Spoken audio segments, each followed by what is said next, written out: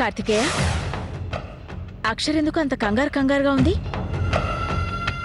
వాళ్ళమ్మని ఎందుకంత తొందర పెట్టిందో అర్థం కావడం లేదే. నేనే పంపమన్నానమ్మా. అత్తయ్య ఉన్న దగ్గర నుంచి ఆ రేఖ నిజం చెప్పేస్తానని బెదిరిస్తోంది కదా. ఆవిడ వెళ్ళిపోతే మనం దీన్ని పంపించొచ్చు అనుకున్నా.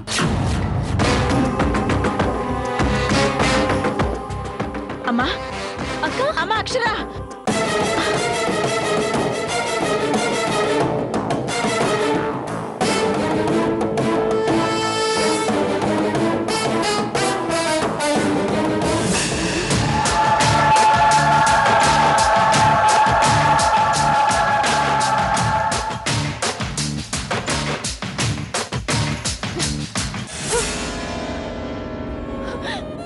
అత్తయ్య,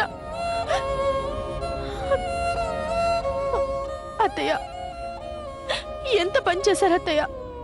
నా కోసం మీరు ప్రాణాలు ఇవ్వడానికి సిద్ధపడ్డారా? నేను మీకు ఏమిచ్చే రుణం తీర్చుకోను. ఏంటి ఇదంతా? అత్తయ్య, మీరు ఆగండి అత్తయ్య. నువ్వు ఊరుకోమా, పదవే. ఇవాళ నువ్వు నా చేతిలో చచ్చావే. పద అత్తయ్య, పదవే. ఇవాళ నీ సంగతి అటో ఇటో తేలుస్తాను. మా ఇంట్లో దొంగతనం చేసావని నేనే పోలీసులకు కంప్లైంట్ ఇస్తా. పద.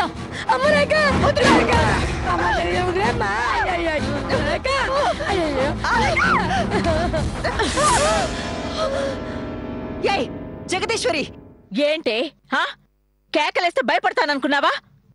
చెప్పు, మా అక్కనేం చేద్దాం అనుకున్నావు? అమ్మా, ఇంకా వాళ్ళతో మాట్లాడనవసరం. నువ్వేం చేస్తావు మాకు తెలీదు. అర్జెంటుగా ఈ తల్లి కూతుర్ని ఇద్దరిని బయటికి పంపించే. అది మీ తరం కాదు మిస్టర్ శ్రీరామ్.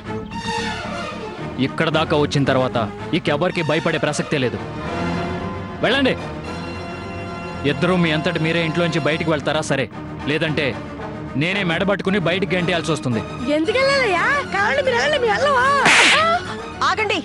అదన్నదానిలో తప్పే ఉంది. ఇక్కడ ఉండడానికి మాకు హక్కు, అధికారం. నోరు తెరిస్తే చంపి పారేస్తాను. ఇలా ఎంతకాలం నోరు ముయిస్తారత్తయ్యా?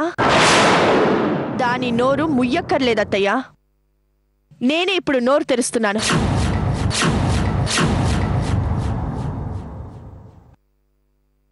ఇక నుంచి రేఖ నాతో పాటే ఉంటుంది.